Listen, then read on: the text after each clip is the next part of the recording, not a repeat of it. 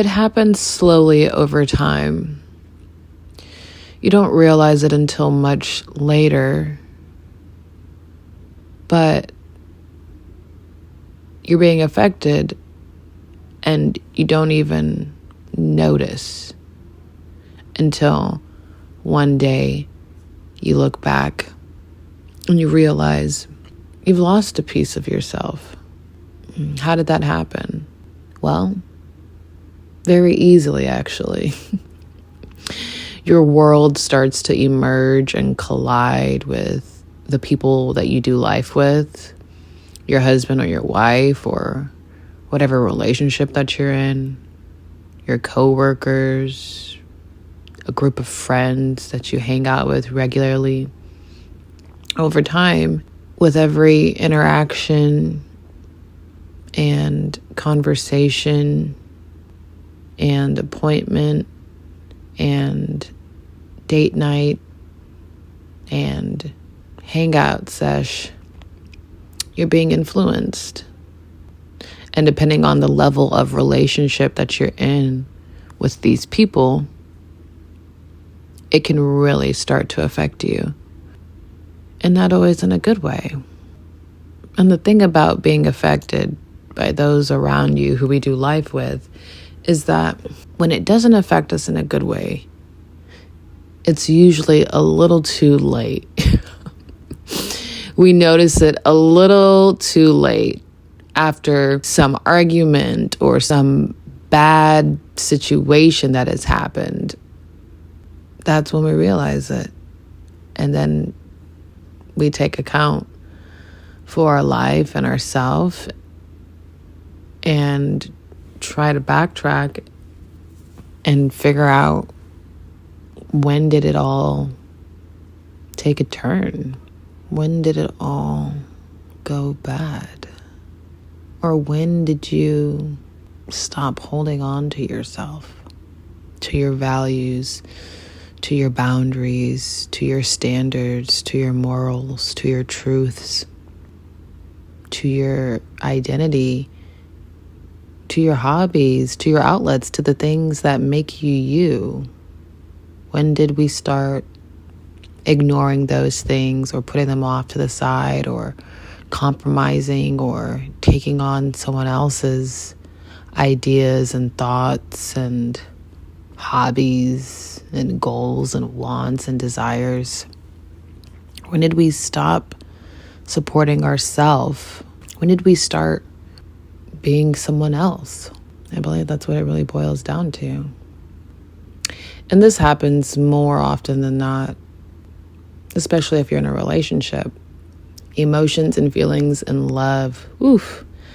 Now that is a powerful, I'm not going to say drug, even though I said drug, but that is a powerful, you fill in the blank. How about that? Those things, feelings, emotions, and loving someone or something, we all know, we've all been there. It can make you crazy. It can make you do things that you don't want to do, say things that you don't normally say, act a way that you have probably never acted in the entirety of your existence. It can really eat you up and spit you out. But it can also be beautiful, right? But what I'm talking about is when we allow ourselves to get swept up in the people we love the most, or the circles we love the most, or the groups of friends we love the most, or whatever relationship we love the most, we don't even stop to realize that that one has the biggest influence on us. And sometimes the influence is a positive. Sometimes, we're gaining from that relationship, and that's good. And sometimes it's really not to our benefit. It's not necessarily a negative, but it's not helpful for us in general, like in the grand scheme of things overall. If something is taking away from you and you don't even realize it until way later on down the line when you don't recognize yourself, or you've just made so many different decisions and became a different person, then it's definitely time to stop and maybe realize that whatever relationship that you give the most time to, you should probably rethink it. Take a step back from it and ask yourself, is this helping or hurting? Sometimes you're in a relationship with someone where there's a little bit of both. There's some positive, activity that's being added to your life. There are some positive things that we can take away from this relationship. And then there also are some negative things. And such is life. And I think that's a healthy place to be in, because it's in that where you find a balance. I don't know if you're in a relationship with friends or family, or with a husband or a wife or someone that you're dating. I don't know if you're in a positive relationship. I don't know if you're in a negative relationship, or I don't know if you're right in the middle where you're doing a balancing act with both of them. There are 3 categories as it pertains to what I'm talking about right now. In relationships, there's a positive where it's giving you life and encouraging you and making you better. And there are good things that you can take away from it. And then there's negative relationships that just take from you and change you and alter everything that made you and affect you overall. And then there's a mixture of both, the one I call the balancing act, which is the good and the bad, or the positive and the negative, which is a neutral place to be in and a healthy place to be in, because you're going to have to be able to handle the good with the bad. You can't have one without the other, right? But you definitely don't want to be at a deficit. Obviously, if we could have our way in a perfect world, we would want only the positive. We would want a positive relationship on both ends, all the way around, with no negatives, like only all the good stuff, please and thank you, ideally. But that is unrealistic, and there's no growth there. There's no excitement. There's no adventure. There's no maturity. There's no revelation there when something is one way all the time. We don't want the negative, that's for sure. Not all by itself. That's a hard place to find yourself in. I've been there. And it really is just the way I described it. You don't realize how much it affects you and changes you until the poop has hit the fan,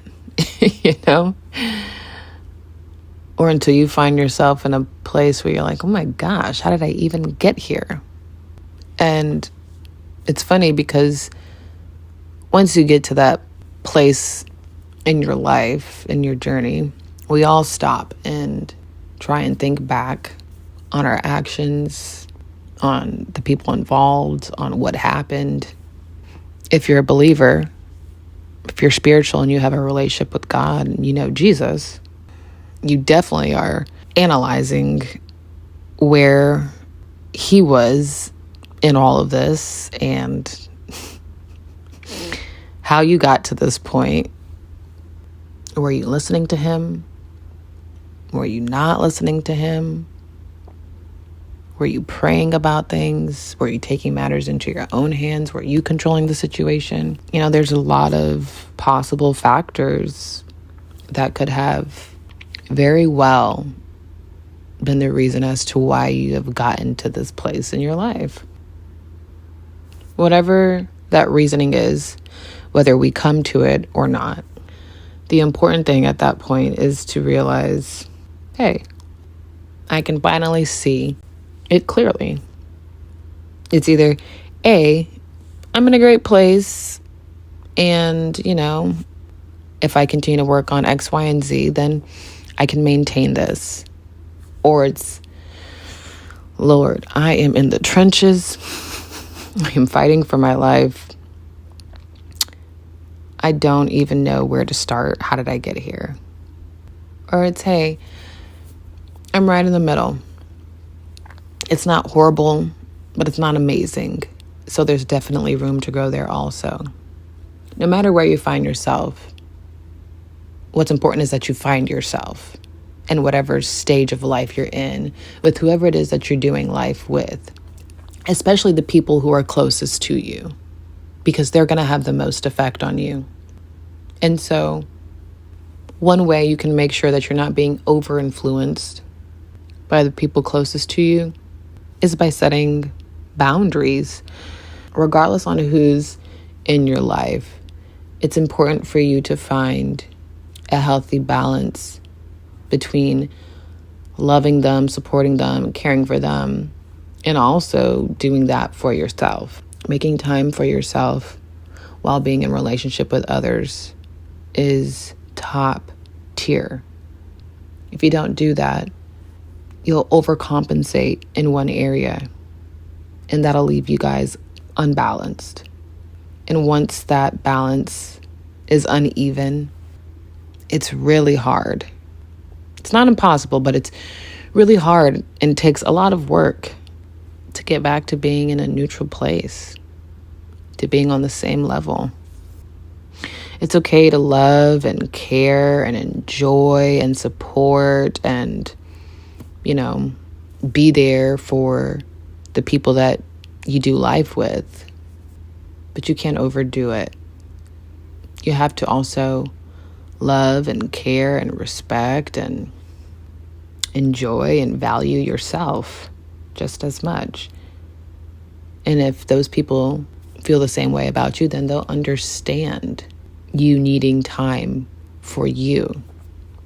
When something's good, we just want to soak it all up, right? And hoard it for ourselves and get as much of it as we can, because for one, it's good. For two, in this day and age, we never know if that's going to come around again or not. And so we want to take advantage of it while we have the chance and opportunity to.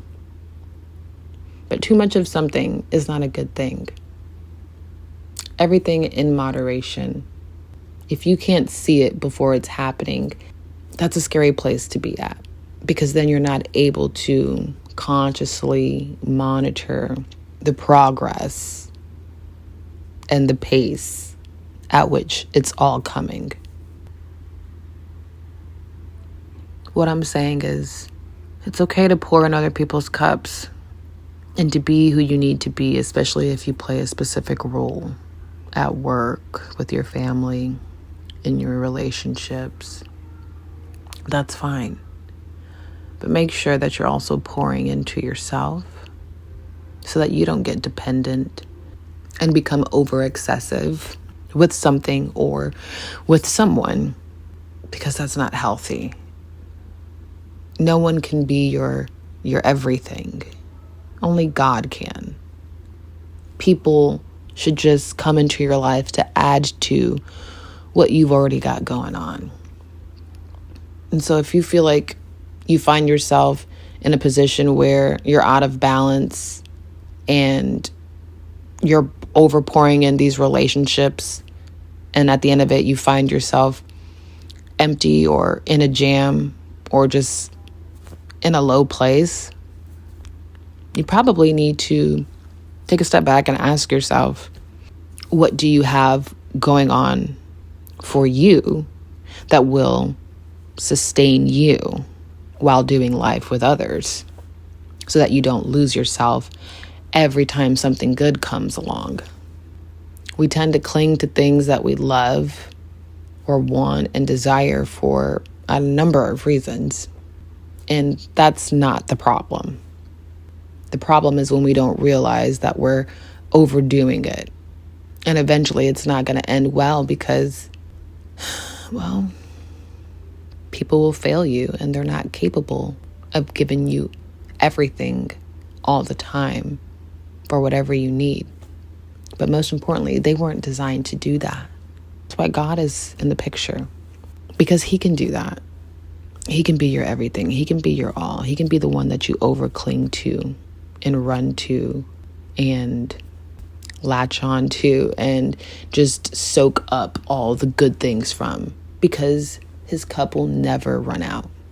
He's always overflowing with love and peace and assurance and time and adoration and conversation and whatever it is that you find yourself needing. He's full of that. We just have to have that understanding that it's not on someone else to fill that place. It's on you to manage the relationships that you have in your life, no matter what level of relationship you're in. It's on you to make sure that you have your own things going on in your life. And it's also on you to make sure that you're balancing who you're pouring into, how much you're pouring, why you're pouring, and when you're pouring.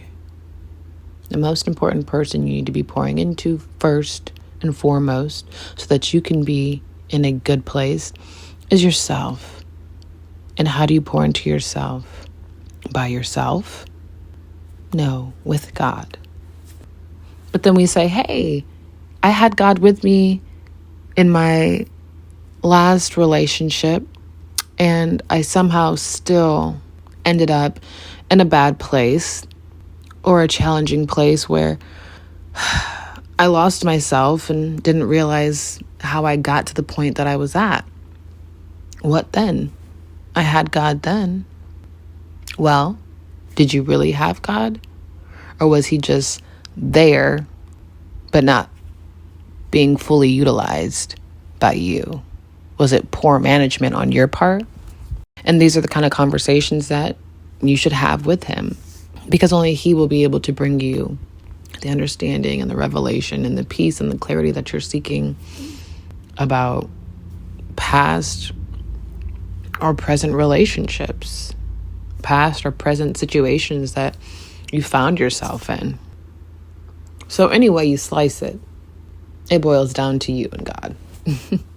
And that's really the takeaway here. Sometimes relationships show us things about ourselves that we thought we had together or all figured out, or that we thought we were pretty grounded in or secure in. And when those things happen, it kind of feels like a downward spiral from there, because then it's like, okay, who am I really then? Like, the person I thought I was, I actually have no idea now, and I'm in a frenzy. So then who do you look to, and what do you do, and how do you respond at that point? You respond to all of that by taking it to God and just letting it all out. Have the ugly cry that you need. Ask all the crazy questions that are going through your head. Have your low moment. And then just wait on him to get back to you, which won't take long, because he is always listening and he's always on time, and he knows. He knew you would be in this position. He knew you would find yourself in this situation, and he was waiting for you to come to him with open arms and surrender, so that he can fill you back up with the things that you need in order to sustain yourself and live the life that he called you to live. A life full of purpose. Jeremiah 29:11 says, "For I know the plans that I have for you. Plans to help you, not to harm you. Plans to give you a hope and a future." The reality is, sometimes the plans that we make for ourselves are just a bust. No matter how hard we try, no matter what we do, no matter how positively or negatively, or positive and negatively, the scales seem to balance for us, they just don't seem to quite fully work out. And that's okay. And sometimes that happens even when you have God. That doesn't mean that God forsaked you, that he just left you hanging high and dry, and that he doesn't care. It's not what that means at all. He only wants what's best and beautiful and great and purposeful and destined for you. And so sometimes that failure and rejection and heartache and pain and low moments and brokenness is God protecting you and saving you, is God giving you an answer. It is him getting your attention, letting you know, hey, all right, I'll let you do it this way. You thought you were incorporating me, but you really weren't as much as you thought you were. And now look where we are, but that's okay. Now, let me take over. Let me step in. Make me a part of your life, of your plans. And let's do this the right way. And then that's when you start rebuilding. You'll find yourself here in this particular place with God more often than not because he's the master planner. And we all think we know what's best for ourselves and our lives. And it's when we get to that point and we get beside ourselves that we realize we actually don't. The more you think you know, the less you actually do. So I would tread very carefully if you ever get to a point where you just feel like you've got it all figured out. Because I promise you, God is one life experience away from showing you that you don't. Man, I'll leave you with this.